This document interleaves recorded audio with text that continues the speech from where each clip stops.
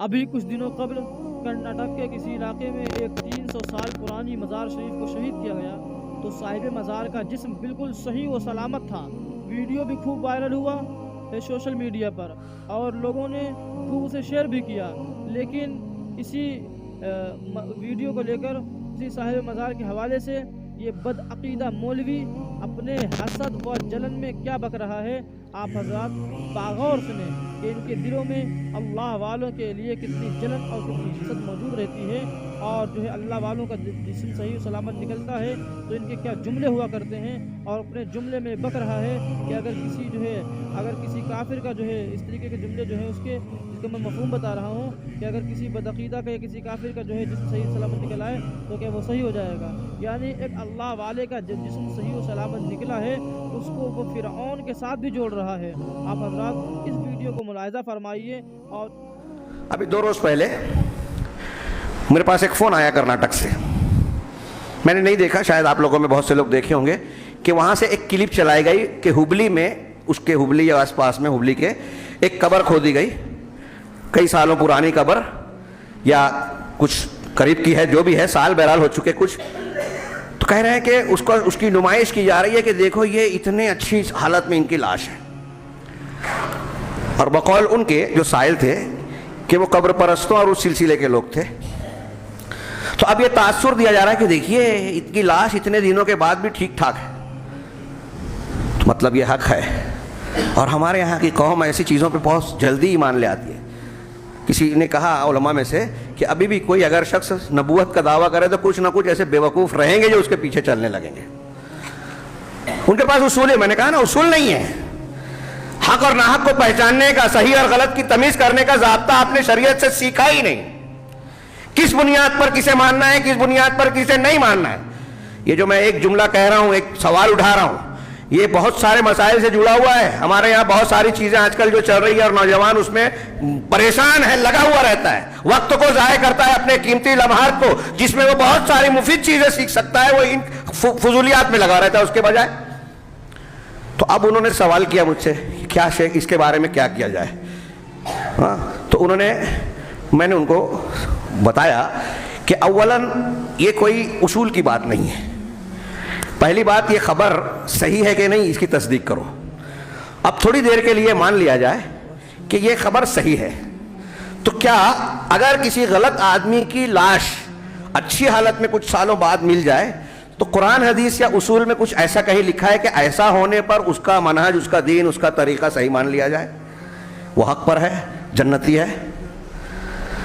اب وہ انسانی بنیاد پر وہ لاش محفوظ ہو یا قدرتی بنیاد پر؟ تو میں نے ان کو بتایا کہ میں نے ایک خبر کافی دنوں پہلے پڑھی تھی کہ برفیلے علاقے میں ایک لاش ملی، برف کے علاقے میں نکالا گیا اس کو، وہ صحیح سلامت تھی، اور جس طرح ان کا بیان تھا کہ یہ 1,00,000 سال پرانی ہے، ظاہر سی بات ہے کہ اسلام سے پہلے کی ہوگی، 1,00,000 سال کی دنیا نہیں ہے بولتے ہیں انسانوں کی، لیکن اب ان کا کہنا تھا اگر ہم 2-4 ہزار سال کی بھی پرانی مان لے تو اللہ کے نبی صلی اللہ علیہ وسلم سے پہلے کی مان لے تو وہ غیر مسلم رہا ہوگا۔ اب اس کی لاش محفوظ ہے، کیوں؟ جغرافیائی بنیاد پر، سائنسی بنیاد پر دیکھیں تو برفیلے علاقے میں تھی، اور ڈیٹا کاربن کیا وہ جو سائنس والے کہتے ہیں، شاید میں تعبیر میں غلطی کر رہا ہوں، کاربو ڈیٹا جو وہ اس کا امتحان ہوتا ہے کہ ایک درخت سے آکسیجن اتنے رفتار سے نکلتا ہے، درخت میں اتنا ہوتا ہے، تو اب اس کو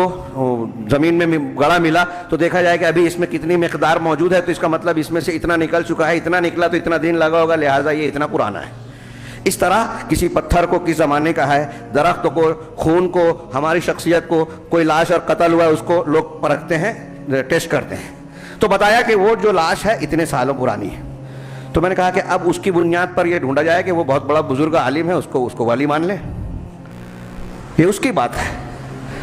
مصر میں جتنے احرام ہیں ان میں فرعونوں کی لاشوں کو محفوظ کیا گیا ہے، جس کو عربی میں محنت کہتے ہیں، انگریزی میں ممی کہتے ہیں،